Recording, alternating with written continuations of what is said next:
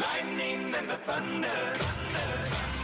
But after all these years, I'm still scared of thunder. It's time for Middays with Thunder with Mitch Nelles, broadcasting live from the 1250 AM and 1057 FM The Fan Studios, powered by the Potawatomi Sportsbook. This is Middays with Thunder on 1250 AM 1057 FM The Fan, free Odyssey app. I'm Mitch Nelles, a.k.a. Thunder, and it is my absolute joy, privilege, and honor for our inaugural visit from our Green Bay insider. He is a Packers beat reporter on the USA Today Network, Green Bay Nation co-host. He's on WFRV. Joining us now on Middays with Thunder, Ryan Wood in the house. Ryan, welcome in. How are you? You know, I'm a bit lost. This is such a weird feeling to have week one immediately preceded by a Thursday night game. So just to give you a little lay of the land. Yes. Thursday night is a totally different schedule. Yes. Right? In everything that we do. Right, because today is Tuesday, and usually Tuesday's the day off. Tuesday's the day off for players. You don't see players in the building on Tuesday. Mason Crosby cares about us. Ryan, Mason Crosby calls it Human Tuesday because that's when he and his wife would be humans during the football season. Yeah, that's the one day that you get to live your life, right? Except that on the Thursday game, it is you fit a whole week into Thursday because you're not doing it Monday. You just played a game. Yep. You're not doing it Wednesday. Tomorrow, so you know, is Saturday. So tomorrow's Saturday in football parlance. Crazy. So this Tuesday, I'm talking to you right now inside Lambeau Field, where I would never be on a normal Tuesday. But here we are in another massive game coming up with the Washington Commanders coming to town Thursday night. Well, and what I will share with you, Mr. Ryan Wood, is that Packers Nation and the fans couldn't be more excited to turn around from that fantastic game on Sunday and go right at it Thursday. It's like, let's not take any time off. Let's jump right back into it. I have a feeling, like you said, the media who cover the game might not feel the way. I'm definitely guessing the players might not feel quite that exuberant about jumping into a game on Thursday night. Well, I can tell you that there's no player in the NFL that enjoys Thursday night games on a short week. That is like, hey, you just had your body go through a car accident. How about you do it again in 4 days? Yeah, right away. They like right the away. extra days. Let's do it. I love it. Ryan Wood joining us here on Middays with Thunder. So the week is totally different. With everybody being off yesterday, what is the feeling around Lambeau? What is the buzz following a game that can only be described on Sunday as pretty much a complete success from top to bottom, with Micah Parsons, with the offense, with spreading the ball around? All the check boxes were pretty much checked on Sunday. Well, I think you just said the word, right? Buzz. There is palpable buzz, and has been since Micah Parsons arrived in town. This isn't new. Right. But then you have that debut, and the Packers could not have choreographed a better introduction. They literally tried. I mean, Saturday night, Micah Parsons gets a call from Matt LaFleur. Hey, just so you know, the defense is going to get the announcement, starters out of the tunnel. You're going to be last. This is your moment. And right before that moment, Rashawn Gary turns to Micah Parsons and says, hey, just so you know, the ground, when they hear your name, it's going to shake under your feet because everyone is excited for you to be here. Make this your moment. And then he goes out there. And, I mean, could you have scripted any better? Three pressures in 30 snaps, and each one was a game-changing pressure. I mean, the sack was the least impactful of his three pressures because the first one forced a 3 and out. Yep. A little 2-yard loss on a dump off to Jameer Gibbs. The second one is an interception, the biggest play of the game for Evan Williams, created by Micah Parsons, just completely blistering Penei Sewell. So there is absolute buzz. We just said no one enjoys Thursday night games inside an NFL locker room. If there was ever a time when you just might be itching just to get back on the field, it's after an opener like that. No doubt about it. Ryan Wood here with us on the Fan. You mentioned that the sack was kind of the least impactful, but we talked about it yesterday. That sack looked like a video game sack, right? It looked like somebody hit the turbo button on Micah Parsons, and he just exploded at a speed that we're not used to seeing from our defensive linemen, from our edge rushers, as he caught up. I will say, I think Jared Goff probably should have thrown the ball away at some point before he got sacked, but it looked like that it was, again, video game level speed from Parsons on that sack. Yeah, you can tell Jared Goff is used to playing Packers defensive fronts of old because he gets out of the pocket, close to the sideline, sees nobody, and he doesn't have that internal clock yet that is required when, oh, yeah, the Packers now have Micah Parsons, and he is coming for your soul, and that's what happened. That sack didn't look real, right? And it didn't look real because, one, how many times do you see a defensive player that with that size move like that and close that much ground? He closed ground like an elite corner. Yes. That got beat deep and needs to make up ground. That's the type of ground that Micah Parsons closed. But it also didn't look real because that's how you would have scripted Micah Parsons' first sack in a Packers uniform if this were a movie. Right. Like you'd have the quarterback kind of flush in the pocket, running. You'd have all this space. You'd have the buildup, the anticipation as he's closing. And then finally he gets there. He wraps two arms around, the legs go flying in the air, and the quarterback goes down. Like that was a movie script sack that he put on the field. So, yeah, it had to happen. It was Micah Parsons' debut. There needs to be a sack there, and he's hunting all game. He finally got one. We've got a few questions going on Middays with Thunder today, and so I'm going to throw them at you and hear your thoughts on them. The first one is, we follow our gambling odds from Potawatomi Sportsbook, and obviously the betting odds for who's going to win the NFC North changed pretty dramatically after this weekend. And so I'll ask you, have your expectations regarding the NFC North changed after the two games, Sunday in Green Bay and last night in Chicago? Not at all.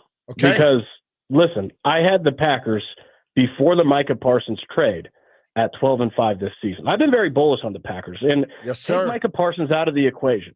The Packers have maybe the most dangerous tandem that any team can have in this league. They have youth. They're still super, super young, right? But they also have big game experience because all this youth has been in the playoffs the last 2 years. So they're not green. Just because they're young, don't mistake them as inexperienced. This is a very experienced team that is still young. Yep, that's a great observation. I had them at 12-5. Micah Parsons comes 13-4. That's what I had after the trade. Yep. I had them not only winning the NFC North, they are my Super Bowl champion pick. I have them beating the Chiefs because, listen, I understand the Chiefs lost week 1, but until the Chiefs get eliminated, I'm picking Patrick Mahomes. That's just the way it's going to be. So I've been bullish on this team, and then they go out, and if you subscribe to the theory as I do, that the NFC has a triumvirate at the top, that the three best teams in this conference are the Eagles, the Packers, the Lions. Yep. And you just saw that butt kicking. Yep. That's not that the Lions lost. No. They were dominated on both sides. It was not close. And you see that. No, I didn't change my mind. I feel really good with how I was kind of seeing this team going in. All right, well, let's keep our eyes on the NFC North. I don't know how much of the game you watched last night. I'm guessing at least parts of it. What did you learn about the Bears and Vikings last night? And is there anything there that is relevant to us as Packers fans or that we can take away, knowing that we're not facing any of those teams till late November anyway? Well, I think I tweeted after the opening drive for both teams last night, the law office of Parsons, Gary, and Van Ness are going to eat against both those offensive lines. I love it. I thought the Bears were supposed to fix their offensive line this offseason. Yeah, they signed 7 guys, right? What did I miss here? Because you have a quarterback still. I thought Ben Johnson was supposed to keep Caleb Williams on schedule in the timing of the offense. Those were the two primary offseason storylines out of Chicago. Mm-hmm. And then you turn on the game week 1, and none of that happens. The offensive line is still bad, and Caleb Williams still doesn't know how to hit the back of his drop and let the ball go. And you saw it all night. He's just running around. He was able to make plays because Caleb Williams is very, very talented. He can extend, but you cannot live in this league off extending plays. It doesn't matter if you're Aaron Rodgers. Think about Aaron Rodgers at his best. You think of the play extensions, right? But when it became too much play extension, too frequently with Aaron Rodgers, he had to learn less is more. Yes. He had to actually play within the rhythm and the timing of an offense and then extend when things break down, and then that's where he was masterful. Caleb Williams tries to live on extended plays, and Ben Johnson, it's been only one game. Maybe as they get more familiar, this will change. But through one game, that didn't change. I thought J.J. McCarthy showed a hell of a lot of pluck. I mean, he showed a lot of fight. For him to come back from the pick six like that and lead not only a comeback win, but have those 3 touchdowns in crunch time, there's a lot for him to improve. I mean, there's a lot for him to work on. Yep. But that was impressive in your first start on the road to spoil Ben Johnson's debut. As far as how it relates to the Packers, big term, it doesn't. Those teams aren't in the same class as the Packers. They're not in the same class as the Lions either. The NFC North is the haves and have-nots. It's the Packers and the Lions is the haves, and it's the Bears and Vikings with the have-nots. So I actually made the point earlier in the show that I think the pick six is the best thing that could have happened to J.J. McCarthy. I think if Minnesota ends up getting a field goal there, they're up 10-6, they go up 13-6. I think the rest of the game ends up being a slog. Like, I think, and I'd really liked the under in that game. And before the pick six, I liked it. I was at Monday Night Raw, which was in Milwaukee last night. And I said to my daughter, a pick six always messes with an over-under. It always just messes with a game. But I think if that pick six doesn't happen, I think the game ends up being a slog. And, again, we're kind of looking at the Vikings and the Bears as kind of 2 mid teams. I think we still think they're 2 mid teams. But I don't love that, like a little spark of J.J. McCarthy showed up last night.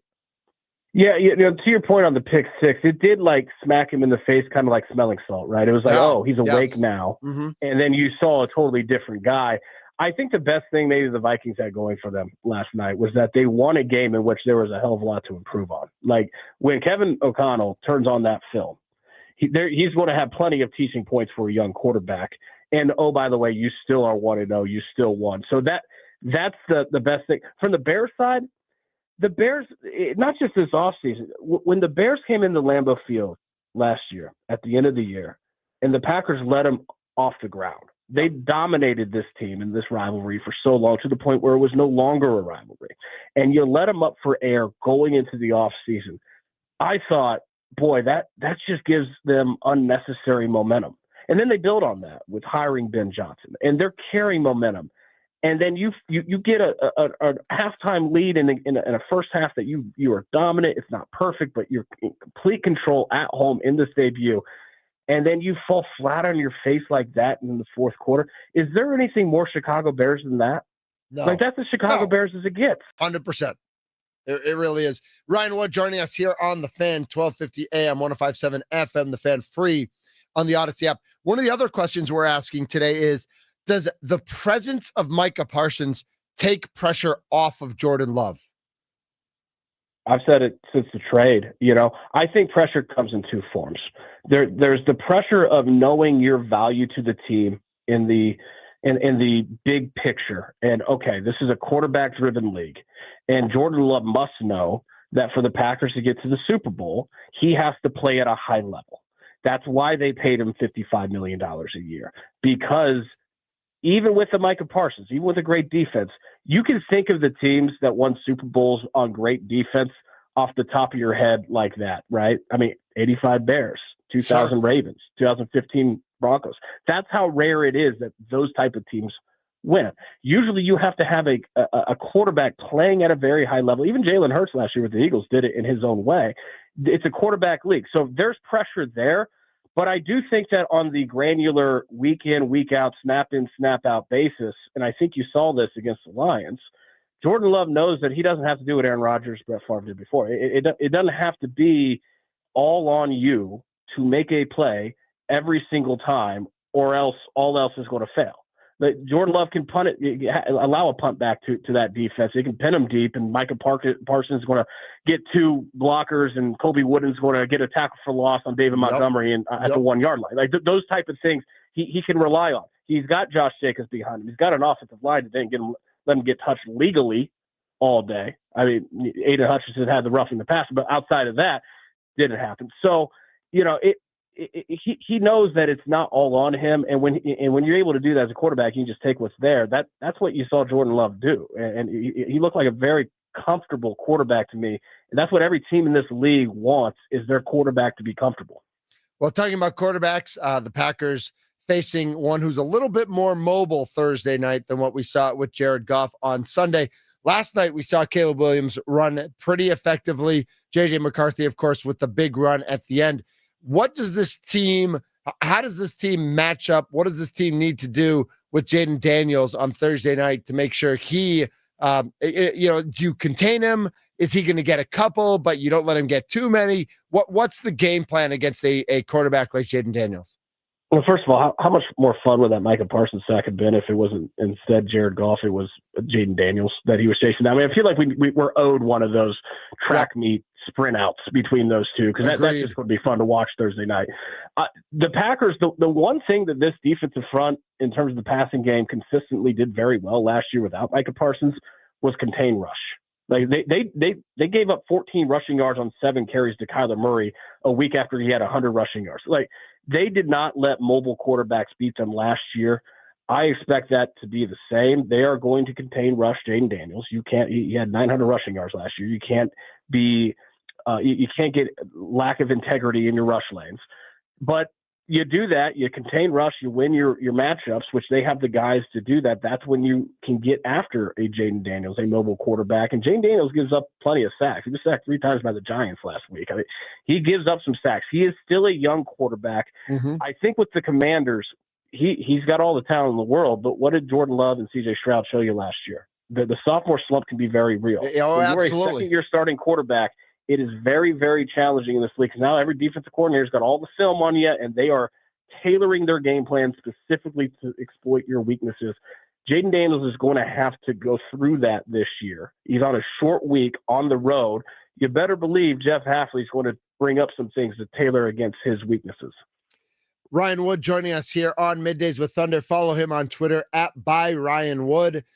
You can, and he tweeted out yesterday, the Packers yesterday submitted an estimated practice report, because of course there was no practice yesterday, and you retweeted that and shared that with people. Aaron Banks was estimated to not participate. Bo Melton, Brenton Cox, Jaden Reed, and Zach Tom. Is there concern about the offensive line? If guys do not participate on Monday, what do you expect to see today when there is practice? Where do you rank some of these injuries for the Packers?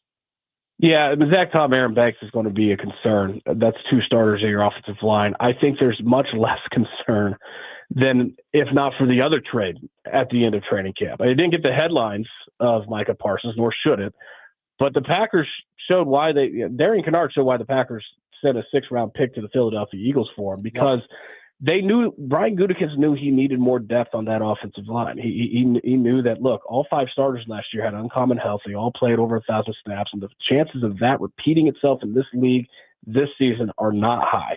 You better build up the depth. It was what the entire offseason was about. He got to see Anthony Belton, the 2nd-round rookie, through the preseason. He's not ready yet. So at the end of camp, he sent a 6th-round pick for Darian Kennard to the Eagles. Darian Kennard comes in, and sure enough, that first week, Zach Tom has Jordan Love fling into him, injures his hip, and already there's injuries. Darian Kennard goes in to replace him at right tackle, and he played at a very high level. And I thought the biggest surprise is for the last year, Darian Kennard's been more of a guard. He is a natural right tackle. That's the way he played his whole life. And he gets to the Eagles, they rep him more at right guard. You could tell he can play right tackle very well. So I think that the depth, that they feel good about it. With that said, you want Zach Tom and Aaron Banks on the field as many snaps as you can get. Absolutely. Ryan Wood joining us here. He's writes on the USA Today network. You can follow him on Twitter @ByRyanWood. Is it too early to make a prediction for Thursday night? Are you in the prediction business? How does that work? Well, I picked the Packers coming into the season to start 2-0. Okay. I thought they were going to have a hot start. Yep. And I mean, like I said, nothing about what I saw Sunday against the Lions caused me to change my mind. I'm still riding Packers here. Nice. Did I also hear, are you a New York Mets guy? I am. It's one of the more unfortunate aspects of me. That's fair. And I can appreciate that.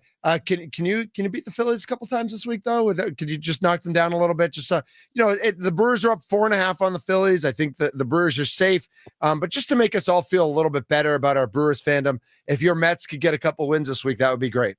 It'd be nice if it was in New York, because the Phillies literally cannot beat the Mets in New York. That's true. We've noticed that. Yep. The Mets apparently can't hit in Philly, because that was pitiful last night. So I'd sure like that to happen. I think we're on the same page here. Yeah, let's go Mets.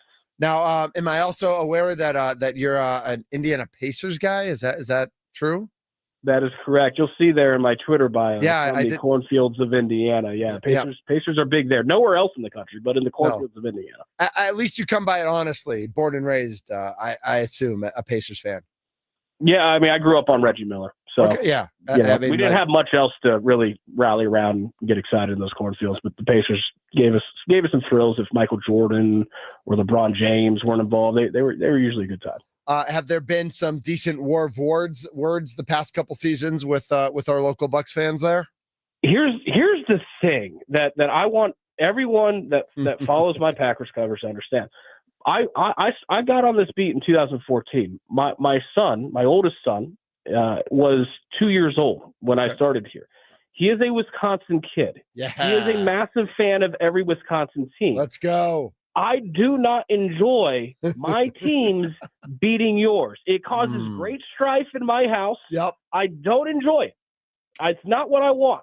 So it's, what the Packers say about the Micah Parsons, Kenny Clark trade. It's very bittersweet, right? Mm-hmm. That's how it is every time my team beats yours. It's not something I enjoy. I mean, at the end of the day, I want my teams to win. Of course. I've rooted for my whole life. Yep. But it's not like I take extra pleasure in knowing that it's beating the local team.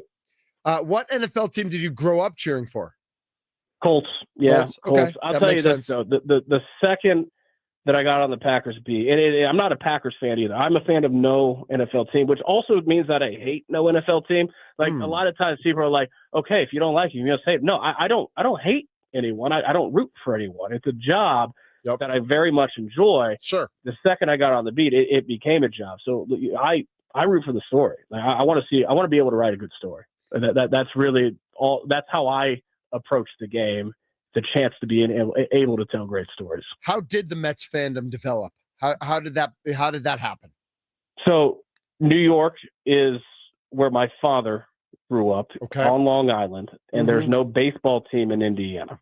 Right. As much as Chicago Cubs fans in Indiana want to believe that Chicago is across the border and not in Illinois, it is in Illinois. Indiana is a suburb of Chicago, right? I get it. Exactly. Yeah, it's in a different state. The pomposity of the Chicagoans.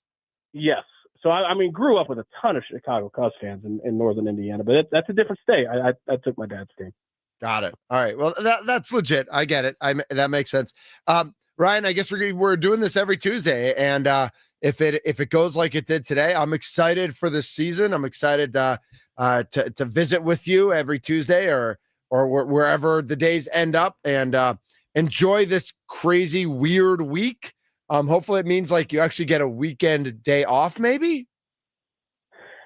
The good thing, I don't mind these short weeks, because Monday there's no availability and tomorrow there's no availability. So I'm about to go in the Packers locker room right now. We'll have plenty of covers. Check out Packers news, but it's pretty light, other than there's a long Tuesday and then game Thursday, and then you get the weekend at the end. I actually get to watch other teams this weekend. That's going to be enjoyable. Nice. Well, enjoy it. Thanks so much for jumping on. We'll talk to you again next week, and we'll hear you with Sparky. We'll hear you on the Mason Crosby Show. Thanks for being part of the team, and we'll talk to you soon. Hey, looking forward to it. Take care. You too. That's Ryan Wood. Follow him on Twitter at @ByRyanWood, Packers beat writer on the USA Today network. And make sure you're following him now, because he is about to jump into that locker room. The players are about to be available, and we'll see if there's any news, any injury news, any just like celebrating that Micah Parsons owns Jared Goff. And man, I would love if he came out and just said, Jaden, I'm coming for you.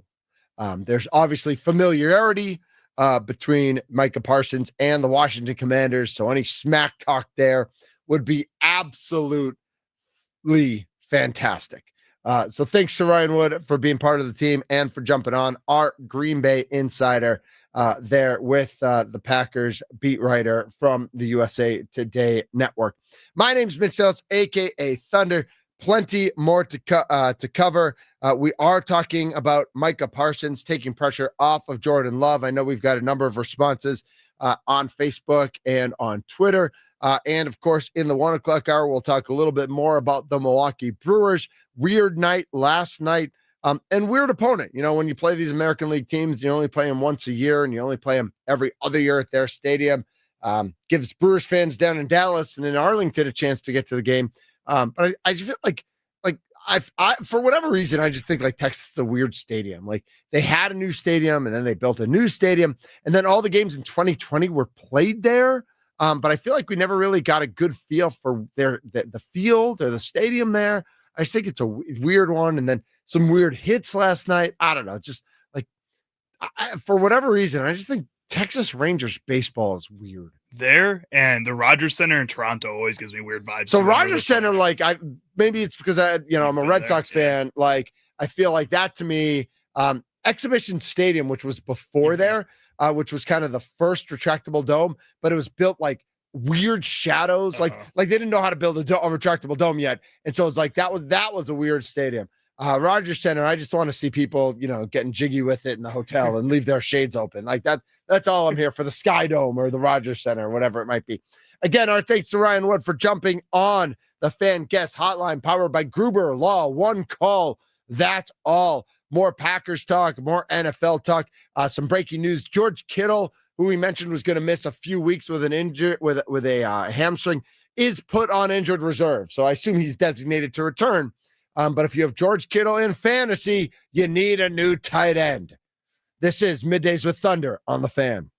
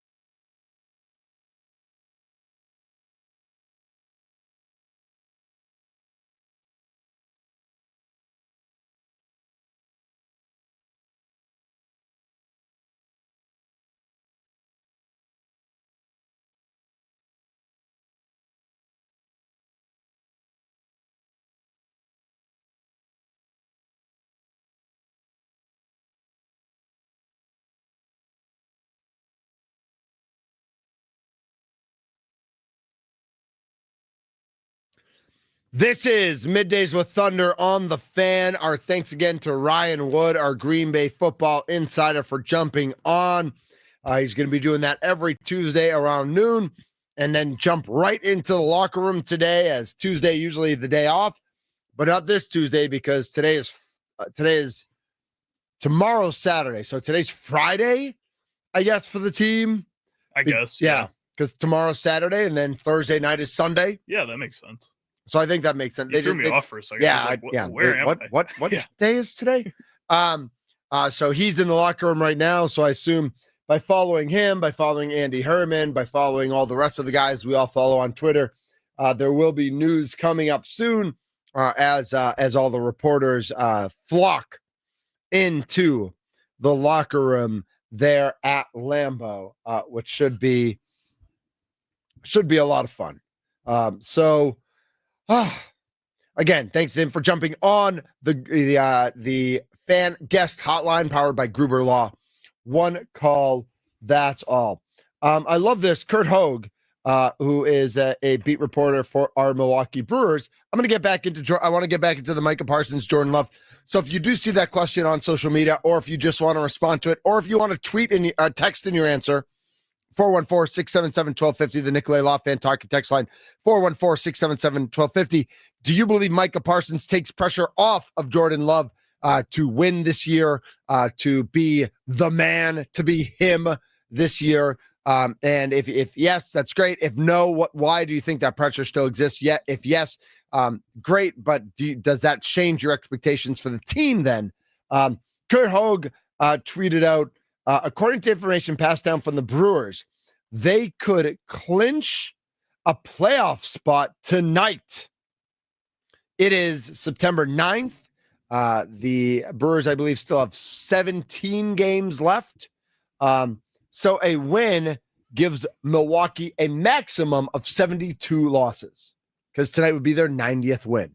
So that means if they lose out after tonight, if they win tonight, they would lose 72. They would go 90-72 if they finished the season on a 16-game losing streak. That's pretty exciting to hear, that even at their worst at the end of the season here, they're still going to be a pretty damn good baseball Well, they team. got 89 wins. So next win is number 90, which is always a special number.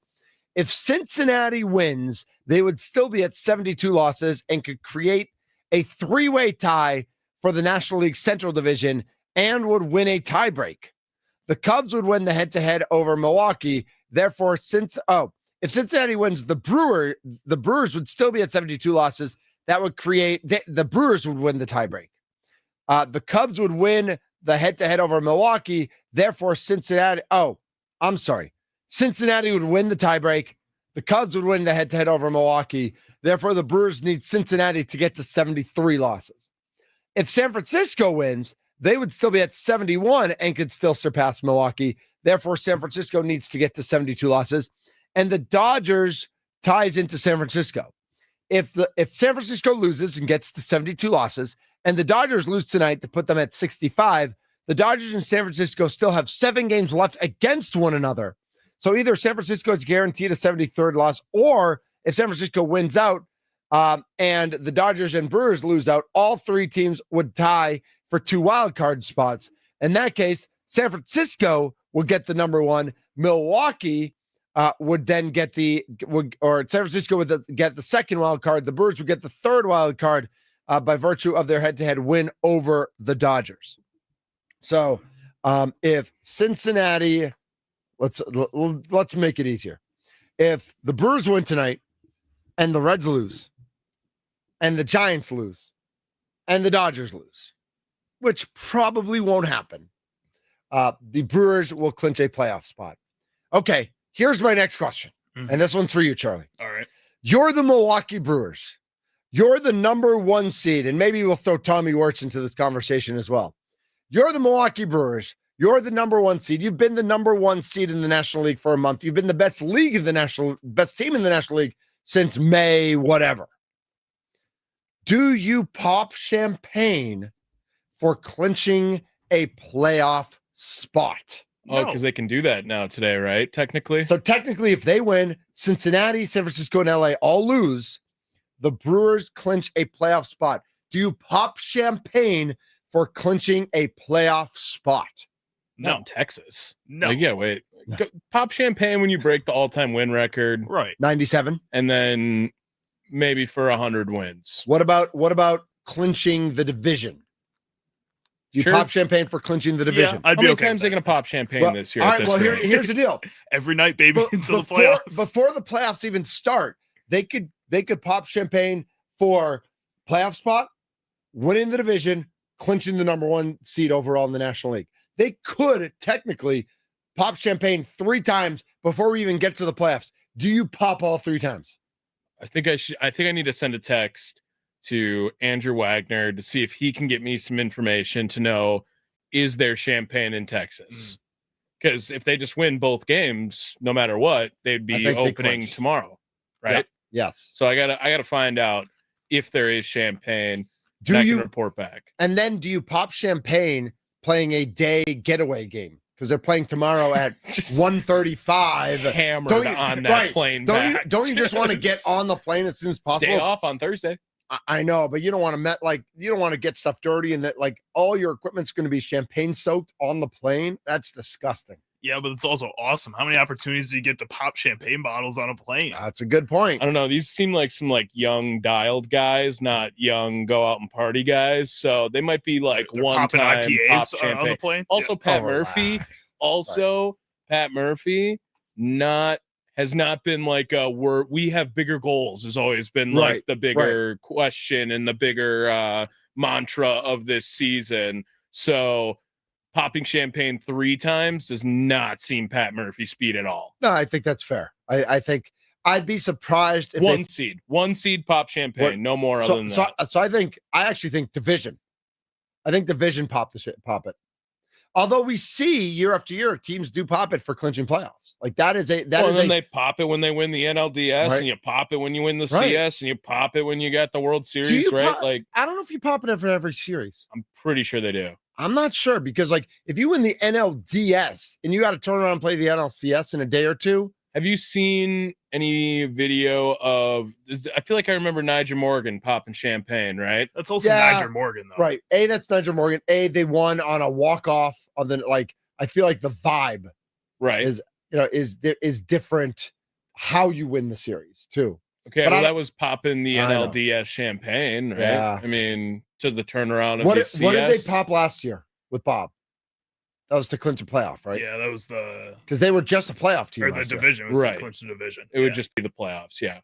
Did they win the division? Oh, they were the No, number. I was at all 3 games. Remember? Yeah. But no, did they win the division last year? Yes. They won. So they won. So was that the win? So they popped last year to win the division. Probably. Okay. All right. We should probably go back and check that. Teams So, got bigger goals. Do you pop today? If everything goes the way you want it, do you pop today? There's no champagne being popped today. I'm gonna almost guarantee that. All right. Even if they clinch playoffs today, they will wait. Maybe they go do something nice on their off day, and it's a Brewer social media post of some sorts Yeah. that comes in the future. But you don't pop champagne until minimum the division. I would like to think 1 seed. So that was last year when they won the division. Is when they were Okay. popping the Got it. When they champions. won the division. That's when they had the interview with Bob after the game and stuff. Yeah. Yep. He's Tommy Wirtz, host of the Leadoff Show. That's 6 to 7 tonight, right here on The Fan, 1250 AM, 105.7 FM, The Fan, free on the Odyssey app. We will be listening as Chad Patrick is the starter. I don't know if he's the starter or the opener, but he's starting tonight for it. Is Chad Patrick about to finish 5th in Rookie of the Year voting this year too? Well, not if Caleb Durbin's 4th right now according to the MLB rankings. not if Chad Patrick keeps giving up 5 runs in 3 innings. He's got to have a couple good starts here. His numbers are going to be serviceable by the end of the year, no matter I don't what, know. because of his first half. So 3 and 8. I mean, Miz has an ERA of 4.09 right now, and he's probably going to get Rookie of the Year votes, no matter what. Patrick right? He's not in the Patrick top has a 5. better ERA than Miz. Yeah. Yeah. Isn't that That's putting it something. out there? So All right. Patrick's getting votes. Nice. Chad Patrick on the mound tonight for our Milwaukee Brewers. Lots of comments coming in on YouTube. Remember, we are on YouTube at The Fan Milwaukee, Juiced Up says the Bears blew it. Vikings are not much better. We agree about that. We've been talking about that all day. And Brandon just loves posting. He is crushing it. So he wants to know that, Roger, let's see. That's he's got all sorts of comments toward Ryan Wood. Ryan Wood was just on the show from USA Today. Hot take, Lambeau's going to be more intense than week 1, which says a lot.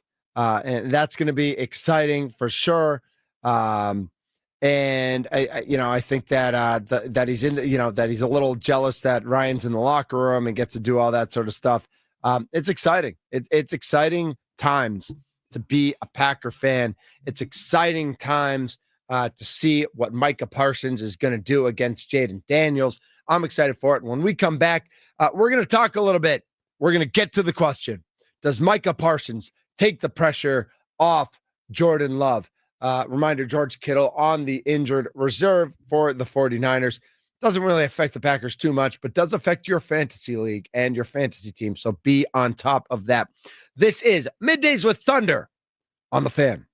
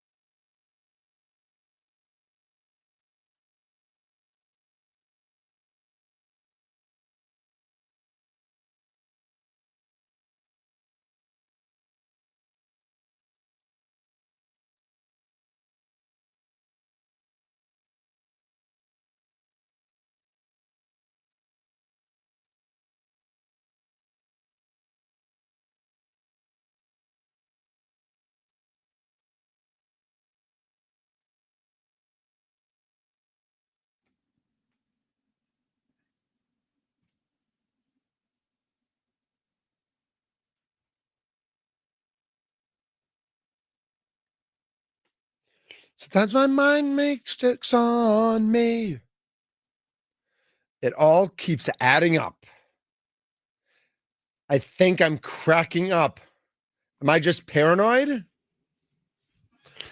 This is Middays with Thunder on The Fan. The Fan Studios, powered by the Potawatomi Sportsbook. I will be at the Potawatomi Sportsbook tomorrow. If you want to come out for lunch, 12:30 is what time I will be dining. The leadoff show. So tomorrow I'm on from 11 to 12:30. Tommy is then doing the leadoff show not from the Potawatomi Sportsbook, but from the Fan Studios, powered by the Potawatomi Sportsbook, from 12:30 to 1:30. So I'm going to spend an hour just absolutely eating my face off.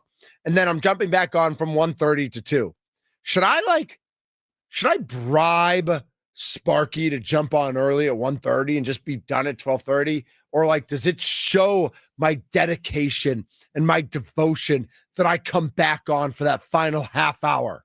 I think it's the latter. I think it shows your dedication and your motivation to come back and finish it off. That's right. That's right. You're like, was it Paul Pierce went out on the wheelchair, came back in to close it out? That's you. That was that you're speaking to my heart, like that is like near and dear. This is Middays with Thunder. 414-677-1250.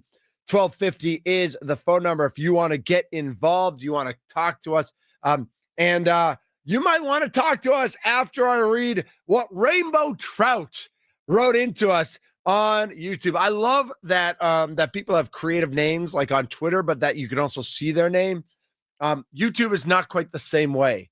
And it's funny because for a long time, and I've shared this in the past, during pandemic, I did a daily Facebook Live for a year and a half. Monday through Friday, I did like a 15-minute, here's what's going on in my world, what's going on in your world. I'm taking wipes to wipe down my mail. I'm wiping down every piece of fruit I get from the grocery store. I saw a friend at the grocery store today. It was like the highlight of my week. Here's what's going on in the sports world or not going on in the sports world. And so I did that for like a year and a half. And I had, I generated a big following. I've got my Facebook profile, but then on my Facebook page, I've got more than 5,000 people who follow me, and that's great. And I love you all.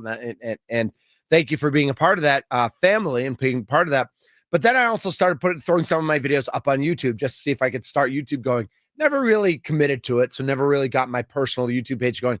But I had one person who just like anytime I posted a video would just like destroy me, would just like come after me. And I'm like, what? Like, first of all, are you sitting through and watching all 15 minutes? Because you're like literally nitpicking on like random stuff I say. So you must be spending the time to do it. And then like, how much effort why? And I never got the person's name. There were no clues in their name. Like Rainbow Trout could be anybody. Like it could be my mom. I don't think it's my mom. That'd be weird. Yeah. But Rainbow Trout writes in on YouTube, JJ McCarthy has a higher ceiling than unathletic Jordan Love. He's already a better clutch performer. Love is mid at best. And my only logical response to Rainbow Trout is, I want all the drugs that you're doing. I want you to share all those drugs with me because you got the good stuff. All right? I don't know if it's the gummies or if it's the leaves or if it's powder or if it's whatever you're injecting. I have no idea what's going on in your life, Rainbow Trout, but I want those good drugs because you are nuts. You are insane. You are on, as I used to say, you are smoking crack with your grandma. I don't know what is going on in your world. I kind of love it. I'm kind of worried for you. I kind of want to do a wellness check. I kind of want to send the authorities over and make sure you're okay. JJ McCarthy, A, does not have a higher ceiling than Jordan Love. 2, Jordan Love is not an athletic. 3, he is not already a better clutch performer. 4, Love is not mid at best. So literally every word you wrote is wrong and insane, and I love it, and I'm here for it because it is just truly, truly crazy on an AJ Lee level. And if you don't know what that means, look it up, IYKYK, because we love AJ Lee here on Middays with Thunder. JJ McCarthy had a good fourth quarter last night, man. He sure did. And he's like, what is he now? Like 70-3 in his career in football games. Mm-hmm. I don't know if that's youth. I don't know if anybody went back to check his youth record. But high school, college, and now pro. His record, which doesn't really matter at all for a quarterback, because that's a team thing. Like that's great. Everything else, like, and here's where I will agree. I wish Jordan Love used his athleticism a little bit more, because I think Jordan Love is actually a very good athlete. I don't know if I'd say great in terms of NFL quarterbacks, especially with guys who can run. And we'll see that Thursday night with Jaden Daniels. We saw that last night with Caleb Williams, especially. I wish Jordan Love ran a little bit more.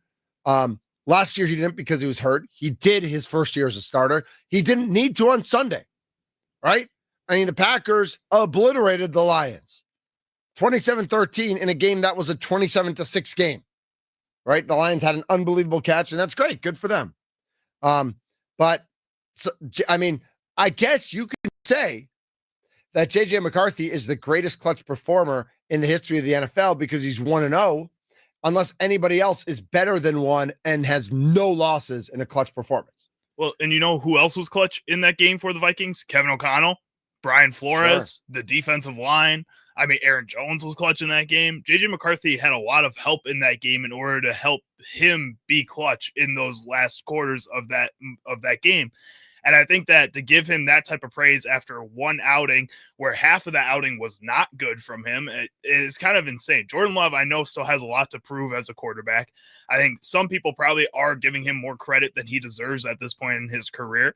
At the same time, he's been out there and shown that he can be the leader of a winning team. J.J. McCarthy, for one game, not even half a game, showed you that he could do that. We need more of a sample size before you come out and say anything crazy like this. Love it for J.J., Love it for Vikings fans. Just be happy for him. Hate it for Bears fans. But to even enter into this conversation is just literally pure silliness. My name's Mitch Nelles, aka Thunder. It's Middays with Thunder here on the Fan. In the 1 o'clock hour, we are going to start the 1 o'clock hour with the Micah Parsons Jordan Love question. Is there less pressure on? Does the presence of Micah Parsons lessen the pressure on Jordan Love? Want to dig into that question and then get into some Brewers talk as well. Brewers game 2 of 3 in Texas. Texas, by the way, for those of you who are playing along at home, and if you look at the Major League Baseball standings, if you look at the wild card standings in the American League, the Yankees are 4.5 up on third place Seattle. The Red Sox are 3.5 up on third place Seattle. Seattle's the third place team. As of today, they will make the playoffs. But the Rangers are only 1.5 games behind Seattle. The Rangers are only 1.5 games behind. Cleveland's 2.5 behind. Kansas City's 3 behind. I think Tampa at 4.5 is probably not that they're 4.5 behind, but that they'd have to jump 4 teams. Like if you're the Phillies and you're 4.5 behind the Brewers, you can see a way to get there. If you're 4.5 games, but there are 4 teams you need to jump, it's a lot harder to get 4 teams to cooperate than it is to get 1 team to cooperate. So I think, but even Kansas City, 3 back at 73 and 71, they have a chance. So the Rangers are in the thick of that wild card race. They are playing for real. Like they're not the Athletics or the Orioles. They're not the Pirates. Or good job by the Braves yesterday, taking down the Cubs. Nicely done, Braves. The Braves not playing for anything, except I feel like the Braves are kind of playing for like, hey, we were supposed to be one of the best teams in the National League this year. We had a lot of injuries. We had a lot of weird things go weird. Our run differential is only minus 33, but we're 14 games under 500. The run differential doesn't exactly match up with, it should be a lot worse for what their record is. And we want to set a tone for next year, that we will be back next year. I think the Braves do have a little bit of that going on right now. But the Rangers are no pushover. We'll talk about that a little bit in the 1 o'clock hour as well. He is Charlie Usen. I am Mitch Nelles. Middays with Thunder on 1250 AM, 105.7 FM, The Fan. Free on the Odyssey app and free on YouTube at The Fan Milwaukee.